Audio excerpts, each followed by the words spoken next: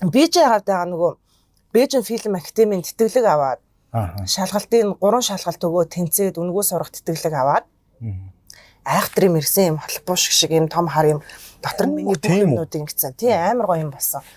Тэгээд нөгөөтгөндөө явах гад очиж оюутны байрмаараа үзээд буцаад ирэхдээ богоон цоох юм бол маргааш өглөөний ирэх байсан. Тэгсэн чи тэр миний буцдаг өдөр манай найз охины төрсөн өдөр байсан. Тэгээд тэнгууд би ч нөгөө найз охтууд нэг айгуу тийм нөгөө групплэх тийм хамтлаг болох дуртай хүмүүс ч бүгдэнд нь адилхан шорт морт авцсан 100 байсан. Тэгээд за бүгдээрээ би арай юм гоё юм гэлтгандаг юм зөв шорт морт авцсан. Арай бүгдээрээ тэрийг өмсөд сандал мандал өмсөд энэ төвхөл өмсөд гоё хөлөөдөө гаргаа явшин мааш. Тэгээд би очлаа гэд. Тэгээд машин цогсон чинь нөхөргүй богоон аюулгүй. Машин тэрэг чинь аюултай 6-700 км яваад гэдэг. Тэгээд би арай очино гэлцэн нөгөө хариуцлагатай хүний занлахгүй. Үгүй би очино одоо би ингээ шортнууд аваад очино бүгдээрээ өмснө гэж ярьсан байгаа. Тэгээд намайг очихгүй бол манай азаагийн төрсөн өдөр азаа чинь тэгээд гомт чинь гэлтэй нэг юм чухам юм өөртөө төсөөлж бодоол тэгэл явсан. Тэгэл яг тэр Альфард гэ машины хойдлын дундлын судал бүсгүй байсан. Тэр чинь нөгөө нэг өөрчлөө ячт юм шүү олон хүмүүс болох гээд. Тэгээд би хөө яагаад энэ судал бүсгүй юм гээд. Тэгээд ямар хурдан явдیں 120 минутаа ингэж явж болохгүй штэ гэж яг хэлээл байжсэн дараа нүдэ нэхэд би гадаа харанхууд сэрсэн байхгүй. Тэгээд тэр нэлээд арай болтол байсан юм шиг байна.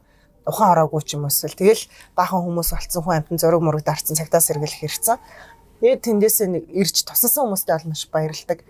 Тэгээд ирээд туслаад бид нарыг бүгднийг нэмлэг рүү явуулаа. Тэгээд тэр машин арталтаа юм төмөр тоног төхөөрөмж ачсан байсан нь нөхрийн толгой гар марн дээр ингээд нөгөө 6 эргэлдэж байгаа ш тэр машин.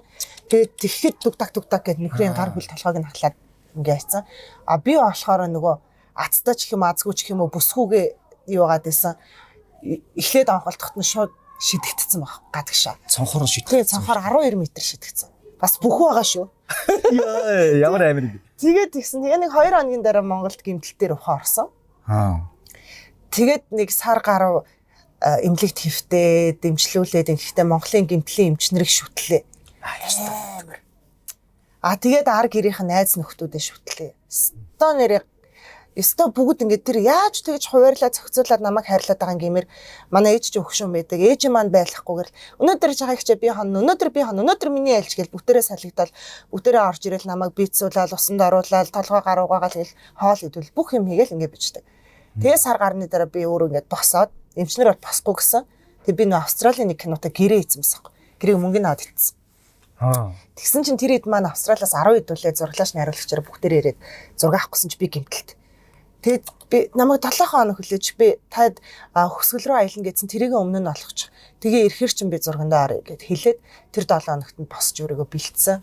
Тэгээд дөнгөж явд сураал тэгээд манай азаа маань байнгын сувтаж явдаг гэсэн зураг болгон дээр ингээд намайг яг ингээд хөтлөөд хөргөж өгөөд мотор гэхэр ингээд холдоод тэг тийм бийж кино тоолоод байгаа юм. Тэгсэн.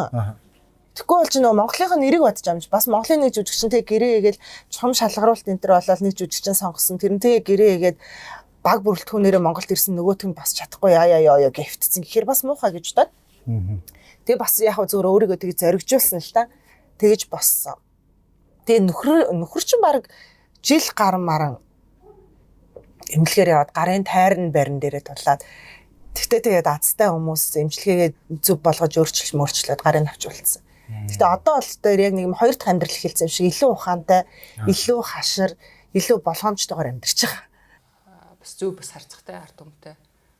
Ард иргэдтэй зөв бас харцах юм байна. Би тэрэн дээр төвчдгөө юм байхгүй ер нь бол. Хаалга цөм бөрхлөл танд тгээс тэгж болохгүй гэдэг ингээд уйлаач чамаагүй тэр хүнийг би өмөр сэтгэл надаас байдаг байхгүй. Тэгээ тиймэрхүү юмнууд аюух бас би хэвцэж авах цаанд хоёр эмчийг ажилласан талбасан. Совлогчиг. Совлогчиг. Дутуу нэраа совлогчиг. Тэгээ чи өөртөө нэг хоёр дайсантай л болсон биш үү?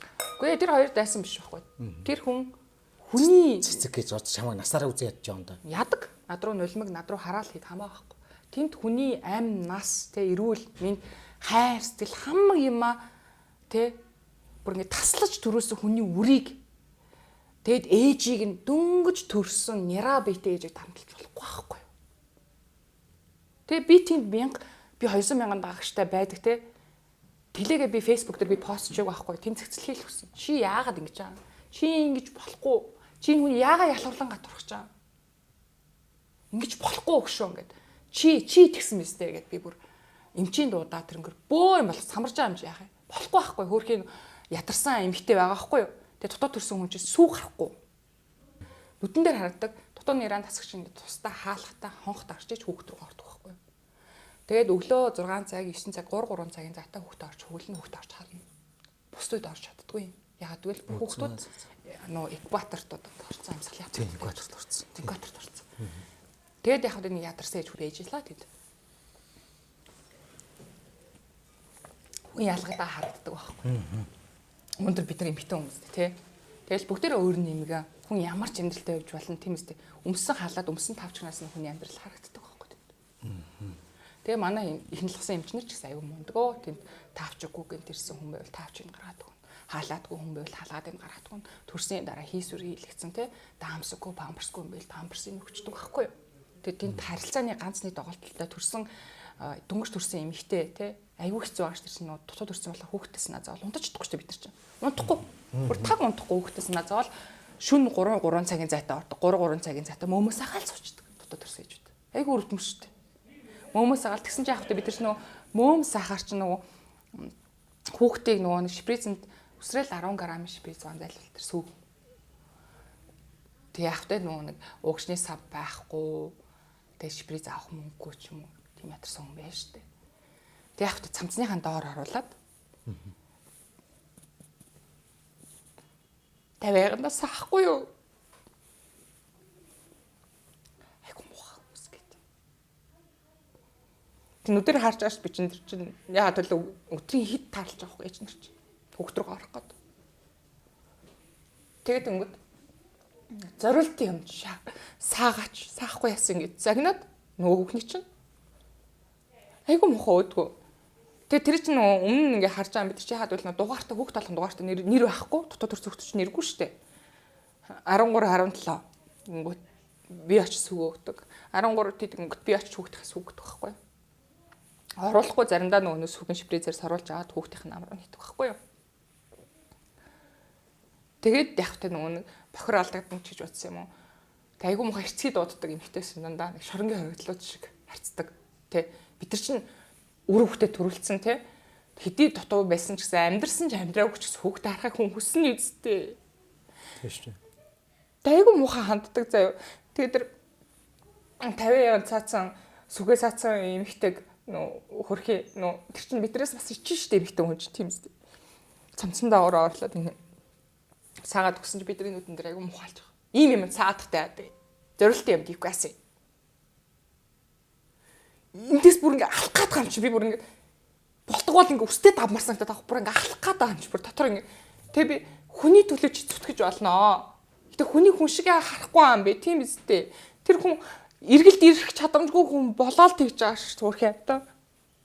Тэгэд бүр яг тэрэн дээр ингээ буцалсан байж байгаа дараа нь нөгөө аппарат салцсан үйд нь ороод би самарсан байхгүй тэр нөгөө дутуу нэрэн тасгийг.